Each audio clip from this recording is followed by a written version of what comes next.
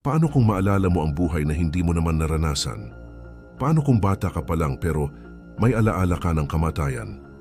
Ito ang kwento ng isang batang babae mula sa Delhi. Ang misteryosong kaso ni Shanti Devi. Ipinanganak si Shanti Devi sa Delhi.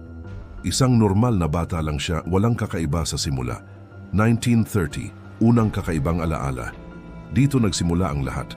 Sa murang edad na 4 hanggang 6 na taon, bigla siyang nagsimulang magsalita ng mga bagay. Ikinagulat ito ng kanyang pamilya.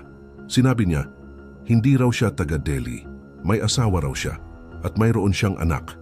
At higit sa lahat, iba raw ang kanyang tunay na pangalan, Lugdi Devi. Ayon kay Shanti, siya raw ay dating nakatira sa Mathura. Ikinwento niya na siya ay namatay matapos manganak.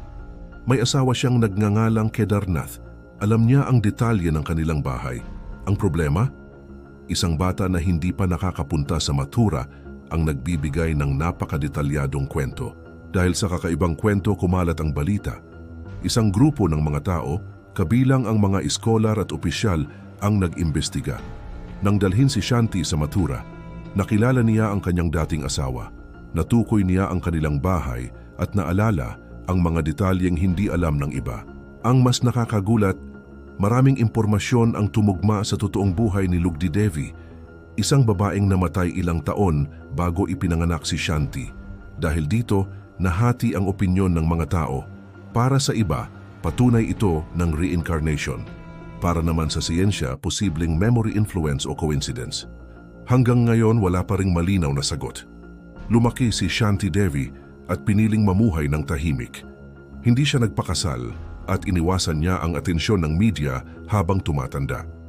Naging isang simpleng tao at namatay noong 1987. Ang kaso ni Shanti Devi ay naging isa sa mga pinakapinag-aralan na halimbawa ng reincarnation.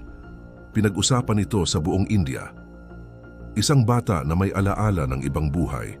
Isang kwento na hanggang ngayon ay walang kasiguraduhan kung totoo o hindi.